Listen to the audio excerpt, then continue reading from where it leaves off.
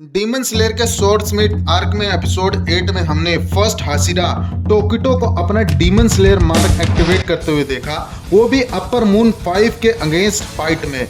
और शायद एक दो एपिसोड में हमें सेकंड हाशिरा मित्सुरी भी अपना डीमन स्लेयर मार्क एक्टिवेट करते हुए दिखाई दे, जिसका मार्क शेप हार्ट टाइप का है। इन कंक्लूजन इन दोनों मार्क ने दोनों हाशिरा को एक सुपर स्ट्रेंथ दिया, जिससे उनके सारे फिजिकल एक्टिविटी को रैपिड ग्रोथ मिली।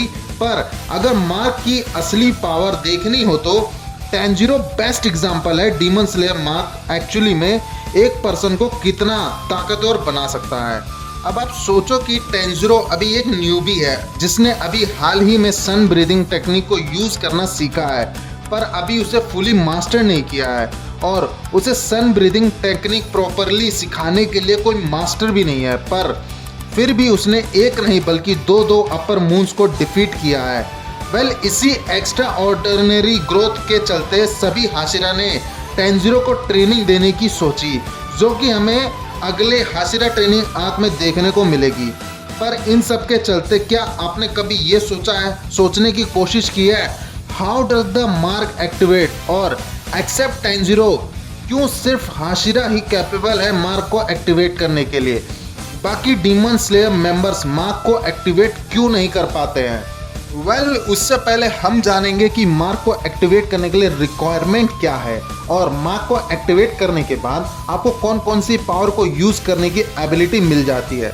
तो डीमन स्लेयर मार्क को एक्टिवेट करने का एक तरीका यह है कि यूजर अपने हार्ट रेट को 200 से ऊपर ले जाए, जिससे ब्लड प्रेशर इंक्रीज हो और सारे बॉडी पार्ट्स हीटअप हो जाए, जिससे बॉडी टेम्परेचर एक्सट्रीमली हाई हो जाए, जो कि हेल्प करेगा मार्क को एक्टिवेट करने में। सिंपली कहूँ तो मार्क को एक्टिवेट करने के लिए बॉडी को 39 डिग्री प्लस टेम्परेचर पर ले जाना पड़ेगा, जिससे यूजर अपने डीमन स्लेयर मार्क को एक्टिवेट कर पाएगा। शायद यही रीजन है कि टेंजिरो ने इनडायरेक्टली अपना डीमन मार्क ऑब्टेन किया था जब उसके ऊपर बॉइलिंग वाटर पाउंड हुआ था। वेल, मार्क को ऑब्टेन करना किसी भी नॉर्मल ह्यूमंस के लिए पॉसिबल नहीं है, पर प्रॉपर ट्रेनिंग और ब्रीथिंग की मदद से एक स्लेयर इसे ना ही केवल ऑब्टेन कर सकता है बल्कि सर्वाइव भी कर सकता है। दैट्स द रीज़न इसकी रिक्वायरमेंट को सर्वाइव करना एक सुपर ह्यूमन फीट होगा। इन सारी एबिलिटीज़ के साथ साथ यूज़र को एक और इन्हेंसमेंट मिलता है। यूज़र को एक इनक्रेडिबल इन्हेंसमेंट मिलता है डायरेक्ट टू मुजान ब्लड, जो कि एक लेवल अप होगा टोटल कंसंट्रेशन ब्रीथिंग का। लेकिन अभी भी मार्क की स्पेशल एबिलिटी है हीट, जो कि अनलॉक करती है ब्राइट रेड निचरिन ब्लेड को। इस पावर को टाइट ग्रिप और ट्रेमेंडस फोर्स के साथ एक्टिवेट किया जा सकता है।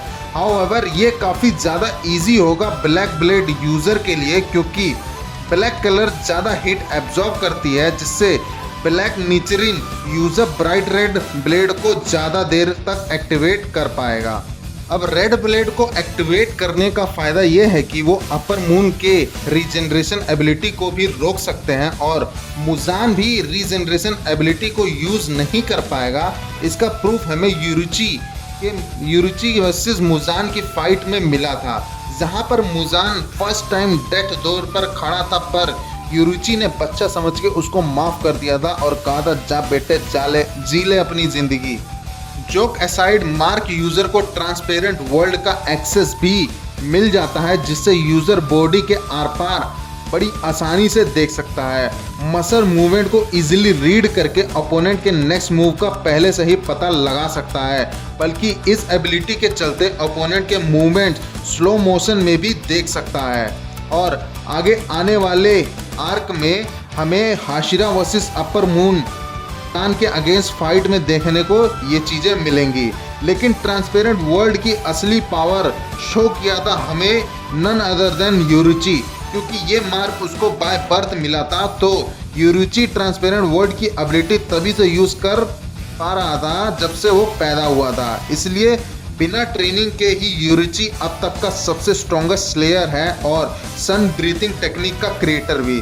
पर मार्क्स की एबिलिटी के अलावा इसके कुछ ड्रॉबैक्स भी हैं, जो भी इस पावर को एक्टिवेट करता है वो एट द एज ऑफ 25 तक मर जाता है। इसलिए इस पावर को एक वरदान से ज़्यादा एक श्राप माना गया है और ये बात हमें कंफर्म करी थी रॉक हाशिरा के द्वारा। डीमन स्लेयर मार्क को ऑब्टेन करने के बाद ये यूज़र की बॉडी पर काफ़ी प्रेशर देता है जिससे यूज़र प्रीमेच्योर डेथ का शिकार बन जाता है। पर इस थ्योरी में भी यूरिची एक एक्सेप्शनल केस है क्योंकि वो इसी मार्क के साथ पैदा हुआ था और इसीलिए मार्क की सारी एबिलिटीज़ के लिए यूरिची इम्यून था। पर अगर कोई नॉर्मल व्यक्ति इस मार्क को एक्टिवेट करता है तो उसकी लाइफ स्पैन डिक्रीज होनी ही है। एक्सेप्शनल केस में अगर आप डीमन बन जाओ तो इस ड्रॉबैक से बचा जा सकता है। शायद इसीलिए यूरिची के ब्रदर को जब मुजान ने डीमन बनने का ऑफर दिया था तो उसने खुशी खुशी एक्सेप्ट कर लिया था। आपका मार्क को लेकर क्या कहना है, आप अपनी राय हमें कमेंट सेक्शन में बता सकते हैं। अगर वीडियो पसंद आई हो तो प्लीज़ वीडियो को लाइक कर दीजिएगा और चैनल को सब्सक्राइब जरूर कर दीजिएगा।